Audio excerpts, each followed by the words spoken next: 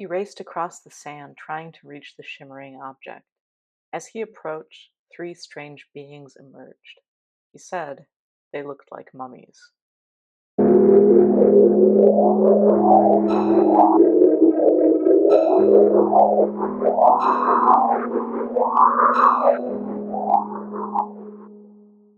Well, good evening to my fellow tinfoil hats. I am just another tinfoil hat. Welcome to my show. Today, we will be discussing the fascinating case of the Lomo de Ballena mummies.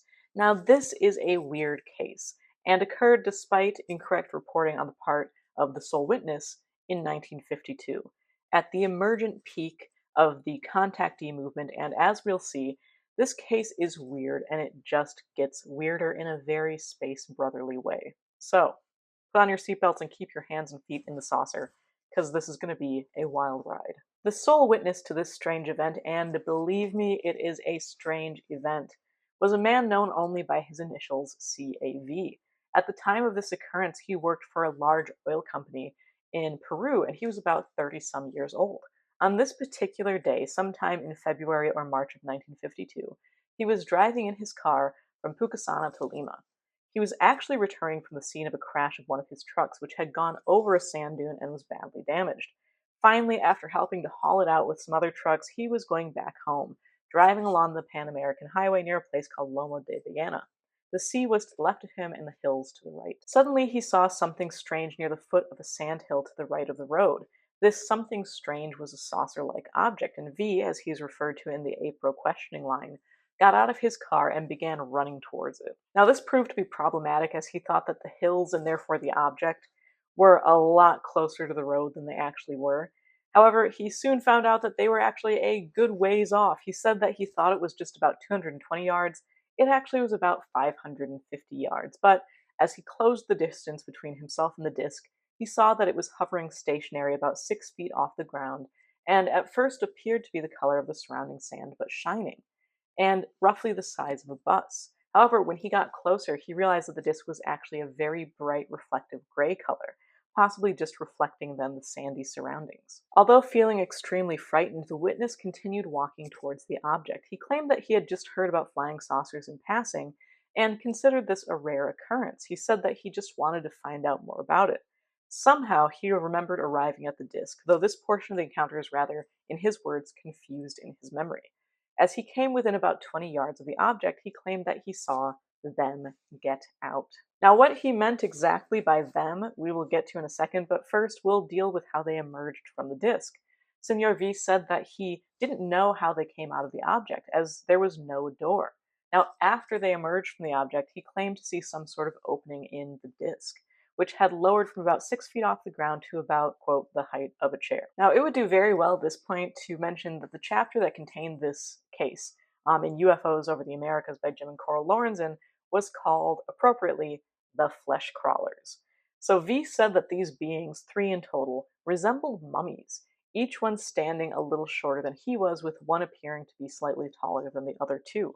He claimed that each had a kind of humanoid outline, but with joined legs. I will quote one of the best descriptions of strange entities that I have ever read.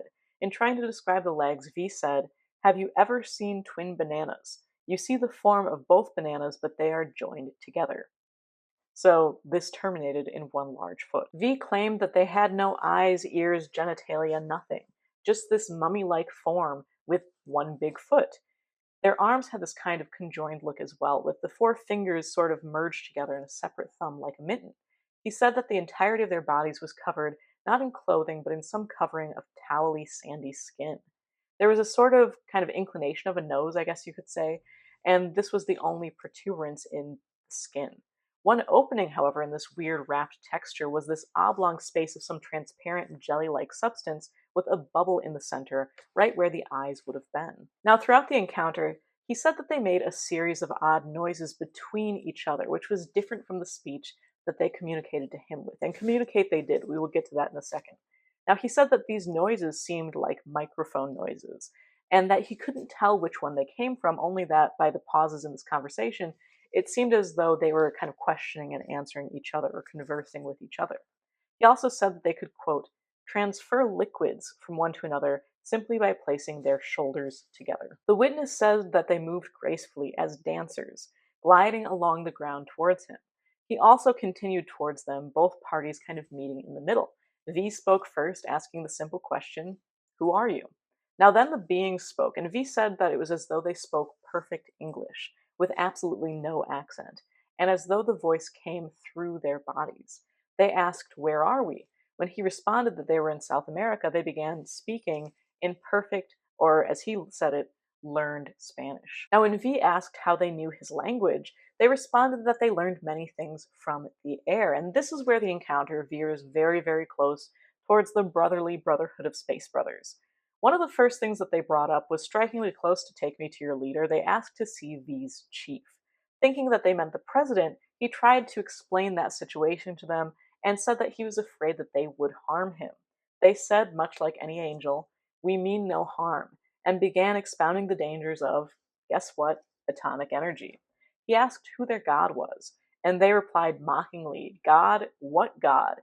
eventually saying, "We are like gods." They also told him that they extracted their energy from the sun, they produced water from the humidity in the surrounding air, and that they produced asexually, and had overcome all fighting and jealousy, and pretty much lived in a perfect utopia, free of strife and pain. When V asked them how they could travel such long distances without coming to harm, they asked him to touch them. He immediately embraced one and described the texture of this, again, utopian being free of all strife and jealousy as biscuity. After another harangue about atomic energy, the beings invited him into their craft. He said that it was completely empty on the inside, just devoid of any detail, almost like a balloon. He said that there was absolutely no structural detail, no instruments or furniture, except for a ledge that encircled the entire interior of the craft, which when he touched it, he said felt like the padded arm of an armchair. Now, V had been in the army, he came from a Navy family, so he was very well acquainted with the interiors of helicopters, planes, tanks, even submarines, and he said that this was vastly different from any of those. The interior of the craft appeared transparent, and he could see his surroundings as clearly as though he were outside. However, it's interesting to note that he couldn't exactly remember seeing the sun from inside of it. Both the roof and floor followed the curvature of the disk, and presently he claimed that he felt the disk moving. At this stage, he realized that there was no more opening in the craft. They flew out over the sea, cruised over the road, and told him that, due to their particular body chemistry, they could withstand sharper maneuvers than he could. So then they returned to the same area. When they finally set back down, one of the entities decided to display their means of reproduction by lying down, dividing in the center, and forming into two smaller entities. One of these, V actually tried to restrain by hugging it.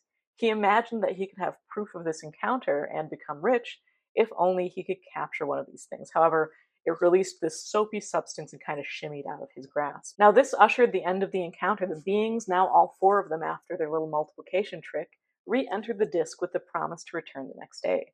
The disc then rose and flew off over the sea, leaving only a series of undulating marks in the sand, and the witness, covered in sweat and shaking uncontrollably, to leave the scene and return home, where he promptly went to bed. Now, I feel like it's worth mentioning at this stage that Signor V admitted that it was possible that it could have been some sort of hallucination, although he had never suffered such a spell before, and actually said that he wished he could believe that it was a hallucination. He wished that he could just chalk it up to that, but it still just bothered him.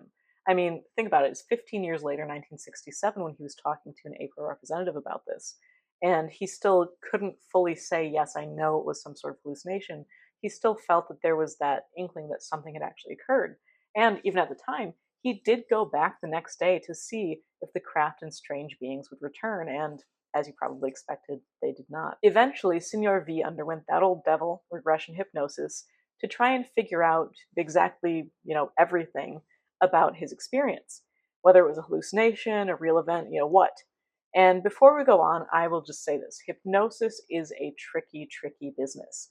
For people looking like Signor V was for objective confirmation or to sort out whether an event was real or unreal, this seems to be, in my opinion, one of the worst ways to go about it, because there is such a propensity for the accidental implantation of false memories and false beliefs in the hypnotic process. On the flip side, there is a precedent for hypnosis to provide a less filtered glimpse into the subconscious, which, considering the dreamlike quality of many of these anomalous experiences, I believe that it is at least worth mentioning here what he came up with. And what he told them was pretty much just a recap of everything he had told investigators while unhypnotized. Except that while hypnotized, he was insistent that it was a real event, something he witnessed and did not imagine. On the flip side, the investigator for the case, Richard Greenwald, came away from the hypnotic session believing that the event was hallucinatory, although also believing that the witness did believe in what he was saying.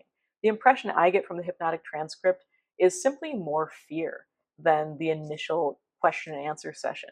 Again, being a more direct line to the subconscious, he wouldn't have had as much ability to guard his answers or guard his emotions. So what we get is pretty much an unfiltered version of what he had said before, unfiltered as in he expressed a lot more fear, borderline terror about it. Now, this is a weird case, and I'll be honest, it's one that I have been meaning to cover here on the channel for a while. I mean, I know that we cover a lot of bizarrery on Just Another Tinfoil Hat, but this one, it definitely fits the bill, but it has some aspects that I don't bring up as often on this channel, such as the very space brotherly contact scenario, as well as regression hypnosis, but here we are today. As I mentioned before, and I won't harp on the subject for too long, I won't harangue on it like atomic energy from the Space Brothers, hypnosis is tricky. I think that the biggest use for it, it's extremely useful in determining authenticity of the witness, not so much the authenticity of the event, meaning I think it's pretty much useless in determining if an anomalous event happened objectively in the world, which in my highly strange opinion isn't really the full merit of an experience, considering that so many anomalous occurrences seem to exist at a crossroads between subjective experience and objective occurrence. So we could say that hypnosis helps determine if a witness believed they experienced what they claimed, rather than helping determine where on that spectrum of reality or objectivity the event occurred. Now, regarding any experience, though, considering how malleable the witness's recollection can be in hypnosis, the hypnotist has to be extremely careful not to contaminate the statements at all with even the vaguest of leading questions or statements of belief. Here, however, we have the benefit of Senior V's statement prior to and during the hypnotic regression, and it matched. It's not something that he had to retrieve with hypnosis. The biggest difference is just his insistence of his fear, which he hinted at in the original statement.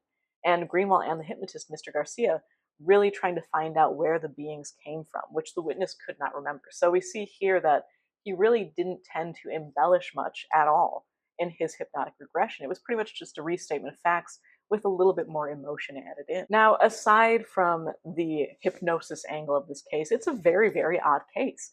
The main thing that attracted my attention to it was the description of the beings as looking like mummies. Many researchers have tied the appearance of these strange, wrinkled beings with another classic of high strangeness, the infamous Pascagoula abduction.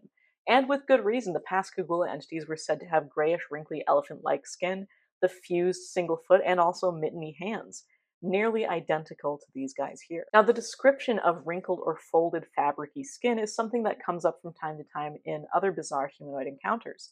There was another case out of Pennsylvania with a very similar description where the skin of the entities almost looked like bandages or folded fabrics. And as usual, we see a precedent in much folklore worldwide, usually pertaining to magical beings which appear ancient.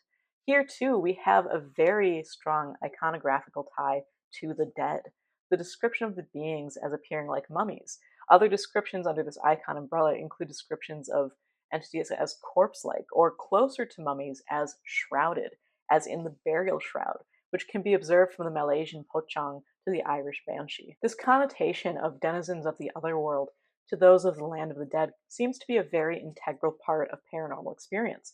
Speaking also of iconographical ties, it's interesting that we see a very similar motif reflected in both the entities and the craft in this case. The craft observed is this somewhat transparent or reflective, almost appearing transparent disc with a roundish opening, also transparent, and in the center of the being's face is this transparent oval of jelly, in the center of which was the also transparent bubble. Now, so often in these cases, both kind of aspects or angles of the encounter, the entity and the craft, for instance, share these iconographical or almost graphic aspects. They seem to reflect each other in some way. In this case, it's of note that this simple combination of shapes of the larger disc with the circle greatly resembles an eye, which of course is one of the most prevalent icons across religious, magical, or alchemical systems, and of course in high strangeness encounters. A large part of this encounter correlates to the contactee movement of the mid-century, these benevolent utopian beings, and especially their warnings about atomic energy. It seems that in high contact encounters, the being's message seems to reflect societal concerns, perhaps giving form and voice to the collective unconscious. Before we sign off for the day, I will bring up again. So often on this channel, we discuss cases that seem to exist at some crossroads between the real and the dreamlike, and often this becomes very paradoxical, with trace evidence or other observers lending credence or perhaps credibility to the fact that something seemingly impossible happened, on some objective level in the world, in reality, that they can also observe. In this case, there was no such external confirmation. There was just one witness who, at first, believed it may have been a hallucination. Eventually, he came to believe that it wasn't, and he never could fully accept that as the answer. Even though the original investigator did believe at the end of the day that it was hallucinatory. So that's a big reason why I held off on doing this case for a long time, even though it is a fantastic case of contact. However, given the strong patterns that exist in this case to other high strangeness encounters, I thought it was important to talk about here, too, because, again, we handle a lot of weird stuff on this channel, and in my opinion, I think that the merit of high strangeness research, particularly in the paranormal, the willingness to look at all of these very, very strange, these more fringe encounters, is really kind of pushing the boundaries of what will we accept? When will we say this is no longer of use to us? And I try to keep a very open mind with that. So, especially too in this case, given that the witness was simply so affected by the encounter, this effect on a life, this very human effect, is simply as indelible a trace as any other. Well, if you enjoyed this episode on the Lomo de Ballena mummies, please like, and if you're new to this field of crop circles, go ahead and subscribe to see what weirdness the future may have in store. Till then, you can keep up with me on my free blog at patreon.com/justanothertinfoilhat, and be sure to check out Somewhere in the Skies for all of your very best in anomalous listening, and every other Friday, that is the home of the audio versions of Just Another Tinfoil Hat. For today, I am Zelia Edgar, signing off. Do